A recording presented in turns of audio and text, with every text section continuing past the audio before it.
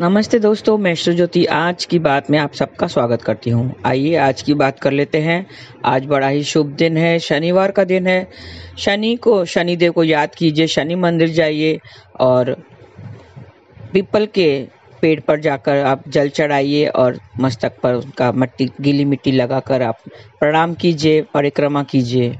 तो ये शनिवार के दिन आज घर से नेगेटिविटी भी दूर करते हैं। सेंधा नमक से घर में पोछा लगाइए तो सारी नेगेटिविटी दूर हो जाएगी। और पहले वास्तु की बात है, उसके बाद आज की खास बात और फिर कृष्ण कथा में थोड़ी सी हम कथा सुन लेंगे। वास्तु की बात करें तो अनाज भंडार अगर भरते हैं, कुछ सब अनाज को भर के रखते हैं, चाहे दुकान हो या घर हो तो अनाज को भर के रखते हैं। उसके लिए वायव्य कोण शुभ होता है। वायव्य मतलब नॉर्थ वेस्ट कोण शुभ होता है। अगर लंबे समय तक आपको सामान रखना है तो नैऋत्य कोण मतलब साउथ वेस्ट दिशा अच्छी होती है। तो ये वास्तु की बात थी। तृतीय तिथि आज सुबह 9:45 तक रहेगी। फिर चतुर्थी तिथि लग जाएगी। चतुर्थी तिथि लग गई है अभी। किसी के सामने अपनी बात रखने के लिए जाई जहाद योग अच्छा रहता है। आज से कल सुबह 5:42 तक अश्लेषा नक्षत्र रहेगा। अश्लेषा एक शुभ नक्षत्र है। नाग देवताओं को अश्लेषा नक्षत्र का अधिपति देवता माना जाता है। अश्लेषा का स्वामी बुध है और इसका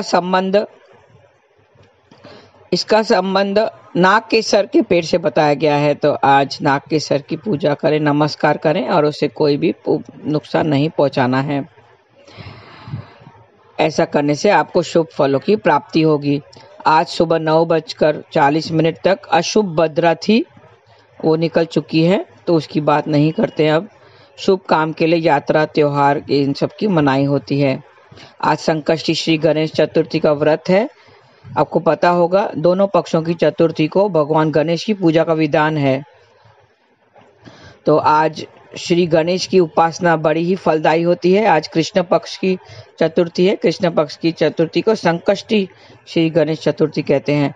भगवान गणेश बुद्धि, समृद्धि और सौभाग्य को देने वाले हैं।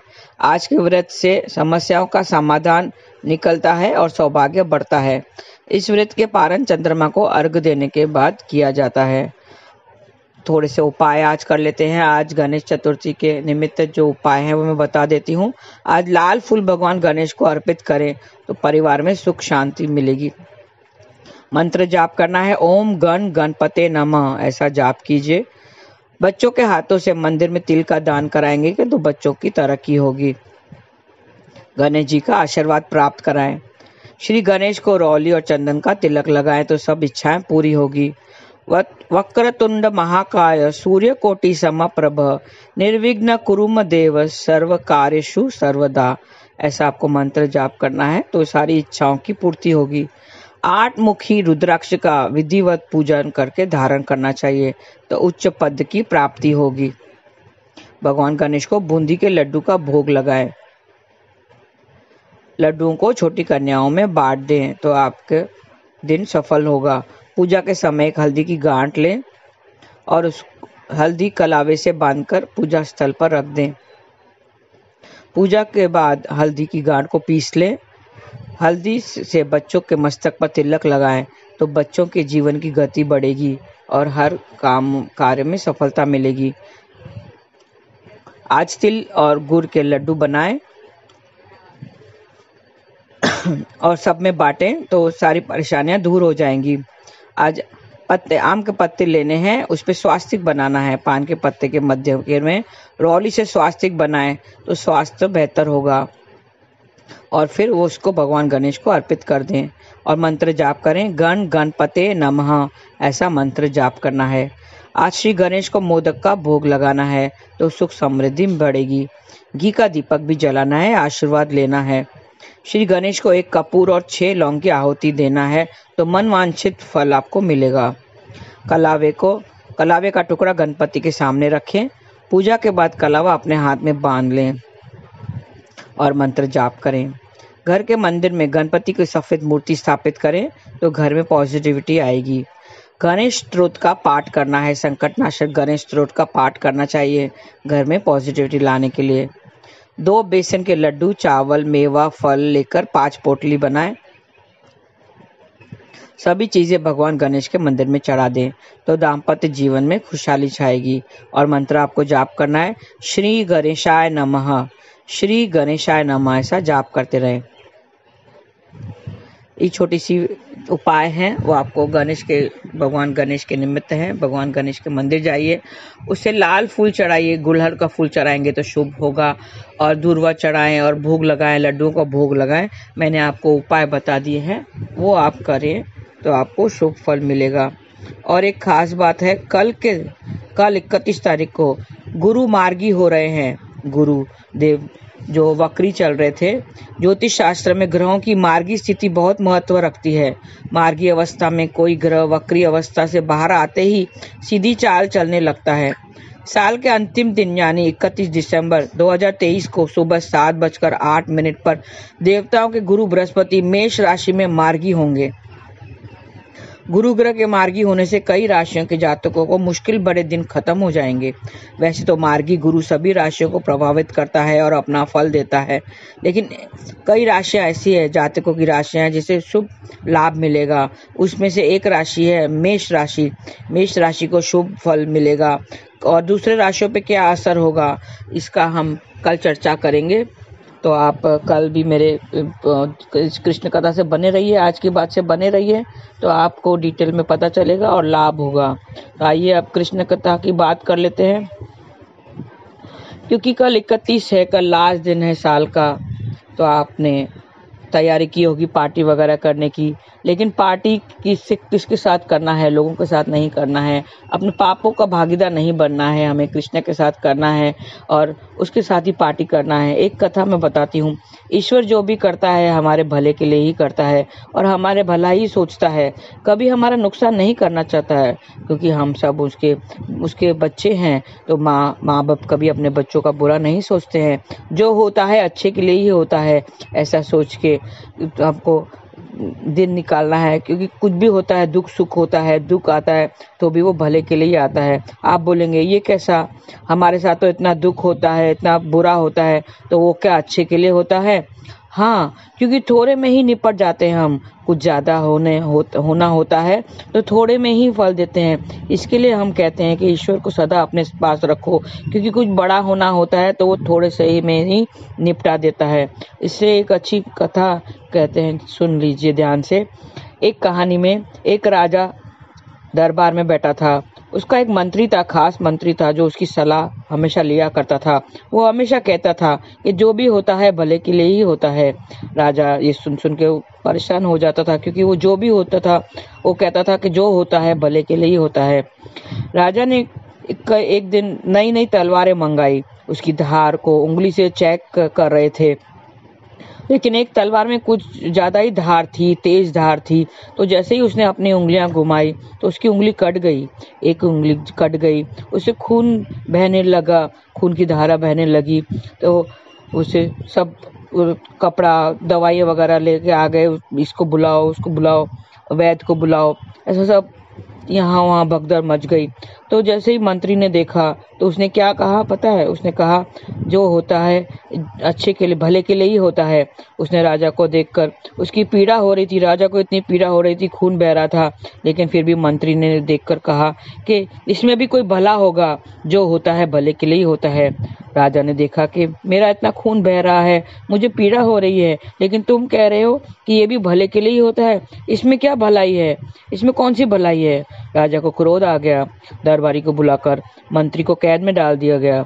मंत्री ने कहा, राजा इसमें भी ईश्वर की कोई भलाई होगी जो मुझे कैद कर रहे हो।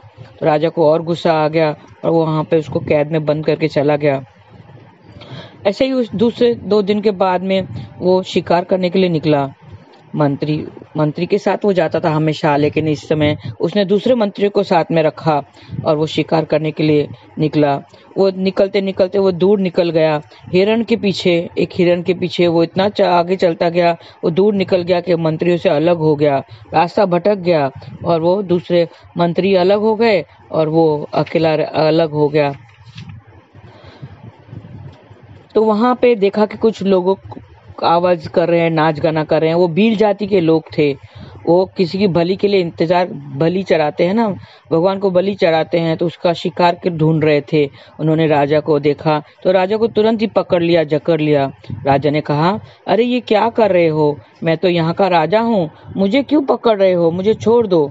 उन लोगों ने कहा, हम रोज किसी न किसी की बलि चढ़ाते हैं यहाँ पर, आज कोई नहीं मिला था, लेकिन अब तुम मिल गए हो तो तुम्हारी बलि चढ़ाएंगे। उन्होंने राजा के गले पर तलवार रखी। राजा ने बहुत गिड़गिड़ाया कि मुझे छोड़ दो, मैं यहाँ का राजा हूँ, लेकिन उन्होंने एक भी बात नहीं सुनी। तो जैसे ही वो काटने के लिए, जो गला काटता है, उसने गले पे तलवार रखी तो राजा भयभीत हो गया। हाँ, मृत्यु को सामने आते ही सब कोई भयभीत हो जाता है, चाहे वो राजा हो या रंक हो। मृत्यु को सामने देखकर तो सबको ही भयभीत हो जाता है। वो बहुत डर गया, राजा डर गया। जैसे ही काटने वाले ने उसके गले पे तलवार रखी तो उसने देखा कि उसकी उंगली कटी हुई है, उसमें से खून बह रहा है, उसकी उंगली कटी हुई है। उसने तुरंत ही कहा कि इसकी बलि नहीं चढ़ेगी, इसकी तो उंगली कटी हुई है, इसकी बलि नहीं चढ़ सकते हैं, इसको छोड़ना पड़ेगा। क्योंकि बलि उसकी चढ़ती है, बलि उसकी होती है जिसका शरीर पूर्ण होता है, जिसका शरीर पूर्ण रूप से स्वस्थ होता है, कटा फटा नहीं होता है। तो ये राजा की बलि नहीं चढ़ेगी, राजा को छोड़ दो। राजा के आंखों में आंसू आ गया। ये सुनकर राजा के आंखों में आंसू आ गया। उसको मंत्री की बात याद आ गई कि जो भी होता है भले के लिए ही होता है। उसने सोचा कि अगर ये मेरी उंगली कटी हुई नहीं होती तो आज तो मेरी जरूर बलि चढ़ गई होती, मैं बलि चढ़ गया होता। इस उंगली के कटने के कारण मुझे छोड़ दिया गया है। तो वो बहुत अंदर से खुश हुआ। वो जल्दी, जैसे ही उन्होंने छोड़ा, भील जाते उन्हें लोगों ने छोड़ दिया, वैसे ही वो जल्दी दरबार में जाकर अपने दरबारियों को कहा कि पहले तो वो मंत्री को कैद से रिहा करो, उसको जाके कैद से रिहा करो।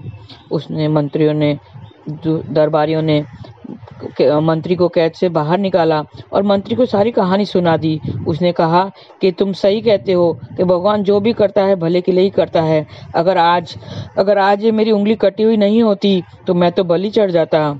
लेकिन मुझे एक बात समझ में नहीं आई, जब मैंने तुमको कैद में डाला था, तुमने भी कहा था कि इसमें भी कुछ भला होगा, लेकिन तुम्हारा क्या भला हुआ? मंत्री ने कहा, राजा, वैसे तुम कभी भी शिकार पर मेरे बगैर नहीं जाते हो। याद करो, जब भी जाते हो मैं तुम्हारे साथ होता हूँ और तुम्हारे साथ ही चलता हूँ। तो अगर आज मैं तुम्हारे साथ शिकार पर होता, आज तुमने मुझे कैद में नहीं डाला होता और मैं तुम्हारे साथ शिकार में होता, तो तुम्हारी जगह मेरी बलि चढ़ जाती, क्योंकि मेरा तो शरीर स्वस्थ था। तो वो देखकर वो लोग मेरी बलि चढ़ा देते और मैं मर जाता, तो मेरी जान बच गई। क्योंकि आपने मुझे कैद में डाल दिया तो इसके लिए मेरी जान बच गई। उधर आपकी उंगली कटने की वजह से आपकी जान बच गई। तो ईश्वर जो भी करता है हमारे भले के लिए ही करता है। और इतना याद रखिए, हमारा जो भी होता है भले के लिए ही होता है, हमारे अच्छे के लिए ही होता है। वो कभी हमारा नुकसान नहीं करना चाहता है और नहीं करेगा। इतना विश्वास होना चाहिए। ट्रस्ट कृष्णा हमारे साथ ऐसे हमेशा बोलना चाहिए कि जो होता है अच्छे के लिए ही होता है, जो होता है भले के लिए ही होता है। इस कहानी से हमें यही सीख मिलती है कि हमें अपने कृष्णा पे विश्वास होना चाहिए, हमें पूर्ण दृढ़ विश्वास होना चाहिए और हमें सत्संग नाम जाप हमेशा करना चाहिए। हरे कृष्णा कृष्ण कृष्ण हरे हरे, हरे राम राम राम हरे हरे। हम अगर कृष्णा को साथ रखेंगे, कृष्णा को हम साथ रखेंगे, तो हमारे थोड़ा ज़्यादा अगर नुकसान होगा तो थोड़े में से ही पटा देगा, थोड़े में से ही हमें पार निकाल देगा, सब पापों को नष्ट कर देगा, हमें सब पापों को काट देगा। तो जो भी होता है भले के लिए ही होता है। हम जो भी हम होता है भले के लिए ही होता है। तो हमें ये याद रखना है और ये कभी नहीं भूलना है कि ईश्वर परम पिता है, वो परमात्मा है, तो हमारा कभी नुकसान नहीं करेंगे। और कल क्योंकि लास्ट दिन है, आज 30 तारीख, कल 31 तारीख है, सब लोग न्यू ईयर की पार्टी के लिए उछल कूद रहे हैं, नाच गाना शोरगुल सब पार्टियों का अरेंजमेंट कर रहे हैं। लेकिन हमें बाहर नहीं जाना है, हमें घर पर ही बैठकर 10:30 बजे से, कल 31 तारीख को 10:30 बजे से 12 बजे तक दामोदर दास के चैनल पर, दामोदर दास आप करेंगे यूट्यूब और फेसबुक पे लाइव, आप जुड़ जाना क्योंकि वहाँ पर सत्संग कीर्तन कृष्ण से हम जुड़े रहेंगे। हमें कृष्ण को सौंपना है, क्योंकि उसको थैंक यू कहना है। जो हमारा ये साल गया है, जिस तरह भी गया है, सुख में दुख में हमने पाया है खोया है, जो भी पाया है खोया है, सबके लिए उसको थैंक यू बोलना है। और नए साल के लिए, आने वाले साल के लिए भी थैंक यू बोलना है कि जो भी होगा तो अच्छा ही होगा, जो भी कृष्ण करेगा वो अच्छा ही करेगा। तो हमें भी घर में बैठकर ही एंजॉय करना है और सत्संग कीर्तन से जुड़े रहना है, यूट्यूब चैनल से जुड़े रहना है। हमें भी कहना है हरे कृष्णा कृष्ण कृष्ण हरे हरे, हरे रामा राम राम हरे हरे। ऐसा हमें कीर्तन करना है, सत्संग करना है, और घर पर ही रहकर हम भी एंजॉय कर सकते हैं। आज के लिए बस इतना ही। धन्यवाद। आज का दिन शुभ रहे। हरे कृष्ण।